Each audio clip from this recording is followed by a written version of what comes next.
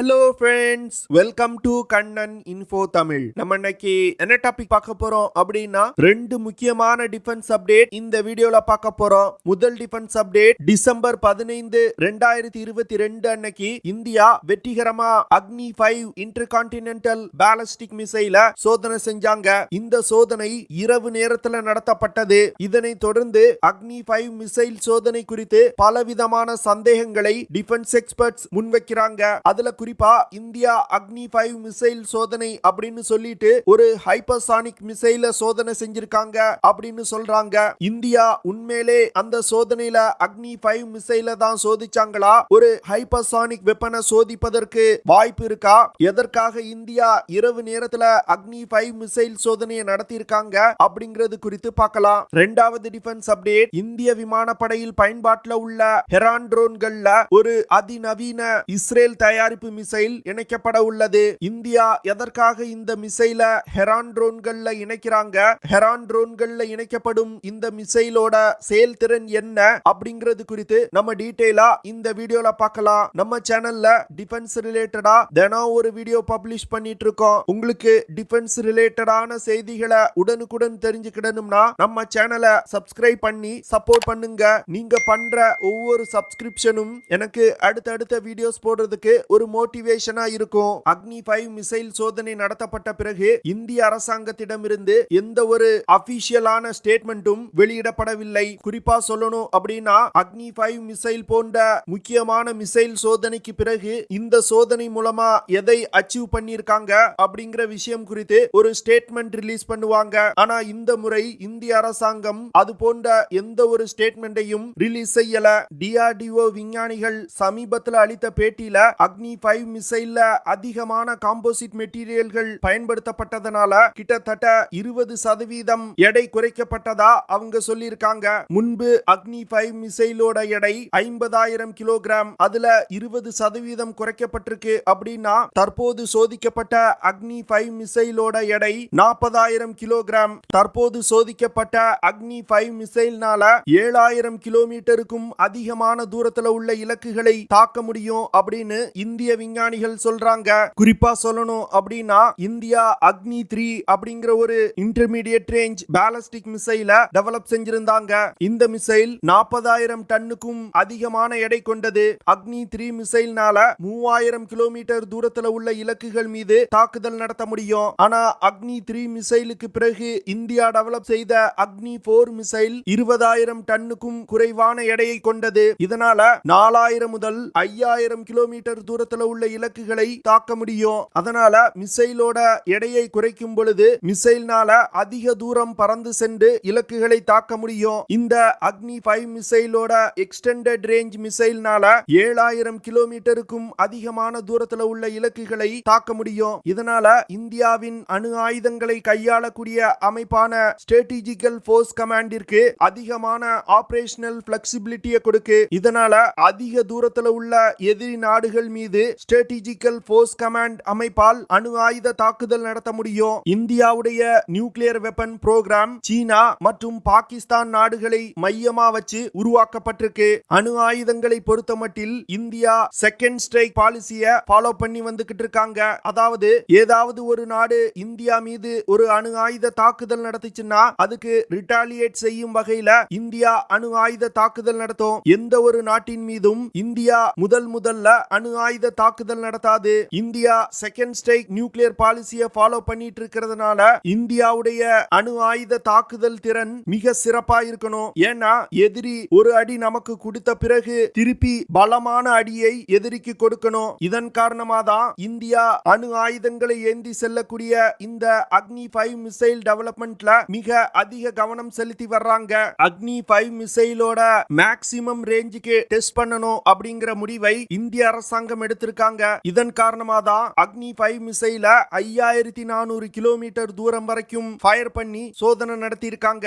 எதற்காக இந்திய அரசாங்கம் agni-v மிசைலோட மேக்ஸிமம் ரேஞ்சை டெஸ்ட் பண்ணிருக்காங்கன்னா, ஒரு யுத்த நேரத்துல இந்த மிசைலோட செயல்பாடு எப்படி இருக்கும் அப்படிங்கறத கண்டுபிடிப்பதற்காக தான் agni-v மிசைலோட மேக்ஸிமம் ரேஞ்சுக்கு சோதனை நடத்தப்பட்டிருக்கு. agni-v மிசைல்ல என்ன மாதிரியான வார்ஹெட்களை இந்தியா பயன்படுத்துறாங்க அப்படிங்கிற விஷயத்தை எதிரி நாடுகள் கண்டுபிடிச்சிட கூடாது அப்படிங்கிறதுக்காக தான் இந்தியா மிசைல் சோதனையை இரவு நேரத்துல நடத்தியிருக்காங்க அப்படின்னு டிஃபென்ஸ் எக்ஸ்பர்ட் சொல்றாங்க. அதாவது அக்னி-5 மிசைல் சோதனையை பகல் நேரத்துல நடத்தி இருந்தாங்கன்னா அந்த மிசைலோட புகைப்படங்கள் வெளியாயிருக்கும். அந்த புகைப்படத்துல இருக்கக்கூடிய வார்ஹெட்டோட ஷேப் மற்றும் சைஸை வச்சு என்ன மாதிரியான வார்ஹெட்டை இந்தியா பயன்படுத்தி இருக்காங்க அப்படிங்கிற விஷயத்தை மிக எளிதா எதிரி நாடுகளால் கண்டுபிடிச்சிட முடியும். இதற்காக தான் அக்னி-5 மிசைல் இரவு நேரத்துல சோதிக்கப்பட்டிருக்கு. அக்னி-5 மிசைல் சோதனைக்கு பிறகு வெளியிடப்பட்ட புகைப்படம் ஒரு பரபரப்பை ஏற்படுத்தி இருக்கு.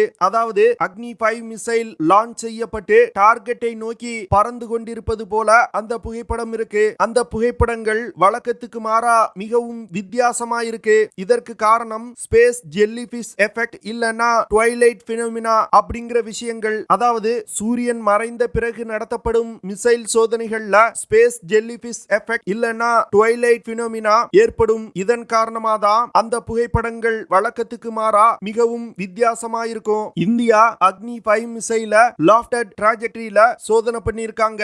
லாஃப்டட் ட்ராஜெக்டரி அப்படிங்கிறது மிசைல் லான்ச் செய்த பிறகு ஒரு குறிப்பிட்ட அளவு உயரத்துக்கு சென்ற பிறகு இலக்கை நோக்கி கீழ் நோக்கி மிசைல் பயணிக்க தொடங்கும். இதுதான் லாஃப்டட் ட்ராஜெக்டரி அப்படின்னு சொல்லுவாங்க. இந்த லாஃப்டட் ட்ராஜெக்டரியை அட்ஜஸ்ட் செய்யறது மூலமா மிசைலோட ரேஞ்சை அட்ஜஸ்ட் செய்ய முடியும். லாஃப்டட் ட்ராஜெக்டரி கோசி பாலிஸ்டிக் மிசைல்கள்ல பயன்படுத்தப்பட்டு வருது. அதே லாஃப்டட் ட்ராஜெக்டரிய அக்னி-5 மிசைல்ல பயன்படுத்தி இருக்கிறது. அந்த மிசைலோட ரேஞ்சை குறைப்பதற்காக தான் இந்தியா பயன்படுத்தி இருக்காங்க அப்படின்னு டிஃபென்ஸ் எக்ஸ்பர்ட் சொல்றாங்க.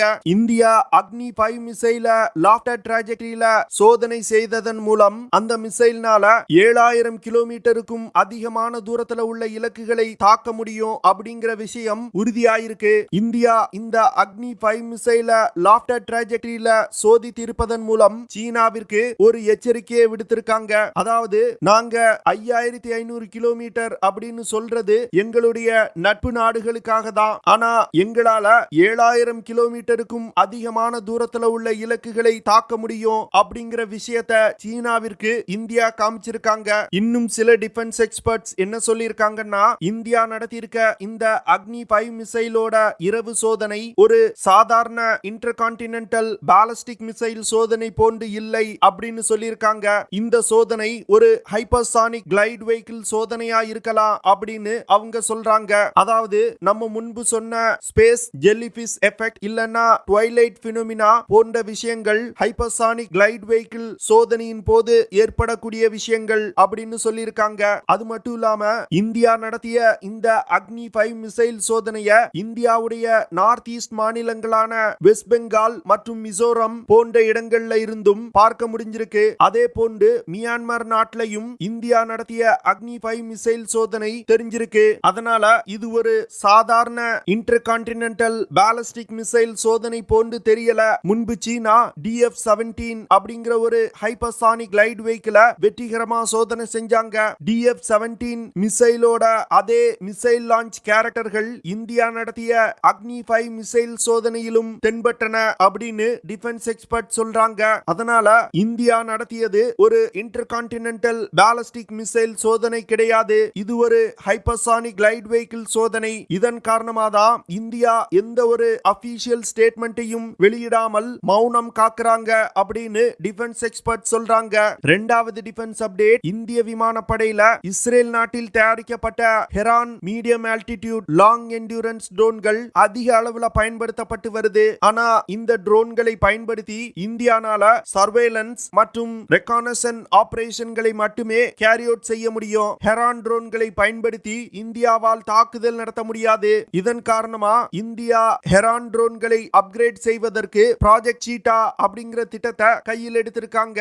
ஹெரான் ட்ரோன்கள் 250 கிலோகிராம் எடை கொண்டது. இந்த ட்ரோன்கள்னால 1150 கிலோகிராம் எடையை சுமந்து கொண்டு 200 கிலோமீட்டர் பெர் ஹார் வேகத்துல பறக்க முடியும். இந்த ட்ரோன்களால் தொடர்ந்து 52 மணி நேரம் சர்வேலன்ஸ் மற்றும் ரெகானசன் ஆபரேஷன்களை கேரி அவுட் செய்ய முடியும். இந்த ஹெரான் ட்ரோன்கள்னால அதிகபட்சமா 33,000 அடி உயரத்துல பறக்க முடியும். இந்த ட்ரோன்கள் அதிக அளவுல இந்திய விமானப்படை மற்றும் இந்திய தரைப்படையில பயன்படுத்தப்பட்டு வருது. இந்த சூழ்நிலையில ஹெரான் ட்ரோன்களை இந்தியா தாக்குதல்களுக்கும் பயன்படுத்த திட்டமிட்டிருக்காங்க. இதன் காரணமா ப்ராஜெக்ட் சீட்டா திட்டத்தின் கீழ் இந்தியா இந்த ட்ரோன்ல Nimrod long range air to surface மிசைல்களை இணைக்க போறாங்க. இந்த Nimrod air to surface missile Israel நாட்டால் உருவாக்கப்பட்ட ஒரு ஸ்டாண்ட் ஆஃப் ஸ்ட்ரைக் வெப்பன். இந்த மிசைலை பயன்படுத்தி மிக துல்லியமாக எதிரிகளின் இலக்கை தாக்க முடியும். இந்த Nimrod long range air to surface மிசைலை பயன்படுத்தி ஆர்மர்ட் பர்சனல் கேரியர்ஸ், போர்க்கப்பல்கள், எதிரிகளின் பங்கர்கள், அதிகமான வீரர்கள் இருக்கக்கூடிய இடங்கள், டேங்குகள் போன்ற பலவிதமான டார்கெட்டுகளை தாக்கி அளிக்க முடியும். நிம்ராட் மிசைல் ஒரு long range semi active laser guided anti tank guided missile. இந்த மிசைலை பயன்படுத்தி 26 முதல் 35 கிலோமீட்டர் தூரத்துல உள்ள இலக்குகளை மிக துல்லியமா தாக்க முடியும். நிம்ராட் மிசைல்ல நிறைய வெர்ஷன்கள் இருக்கு. அதுல அதிகபட்சமா 50 கிலோமீட்டர் தூரத்துல உள்ள இலக்குகளை கூட இந்த மிசைல்னால தாக்க முடியும். இந்தியா என்ன மாதிரியான நிம்ராட் வெர்ஷனை செலக்ட் பண்றாங்க அப்படிங்கிற விஷயத்தை பொறுத்து இந்திய விமானப்படையில் உள்ள ஹெரான் ட்ரோன்களின் தாக்கும் திறன் வித்தியாசப்படும். இந்த நிம்ராட் மிசைல் 100 கிலோகிராம் எடை கொண்டது.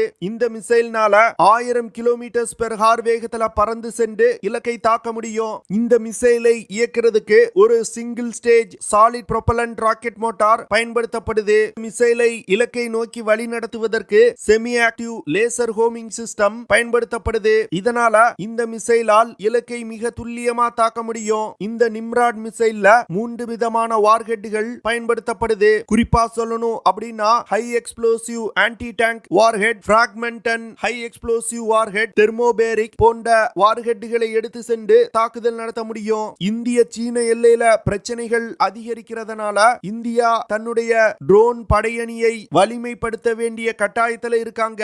இதன் காரணமாக தான் ஹெரான் ட்ரோன்களை தாக்குதல் திறன் கொண்ட ட்ரோனா இந்தியா மாற்றி அமைக்கிறாங்க. ஓகே ஃப்ரெண்ட்ஸ், நம்ம வீடியோவோட நிறைவு பகுதிக்கு வந்துட்டோம். இதெல்லாம் தான் நான் உங்ககிட்ட ஷேர் பண்ணணும் அப்படின்னு நினைச்ச விஷயங்கள். ஐ ஹோப் நான் ஷேர் பண்ண விஷயங்கள் உங்களுக்கு பிடிச்சிருக்கும்னு நினைக்கிறேன். அப்படி பிடிச்சிருந்துச்சுன்னா ஷேர் பண்ணுங்க, லைக் பண்ணுங்க, கமெண்ட் பண்ணுங்க. மறக்காம நம்ம சேனலுக்கு சப்ஸ்கிரைப் பண்ணுங்க. அப்படியே அந்த பெல் நோட்டிபிகேஷனை கிளிக் பண்ணி ஆல்ங்கிற ஆப்ஷனை எனேபிள் பண்ணிக்கங்க. See you in the next video. Jai Hind.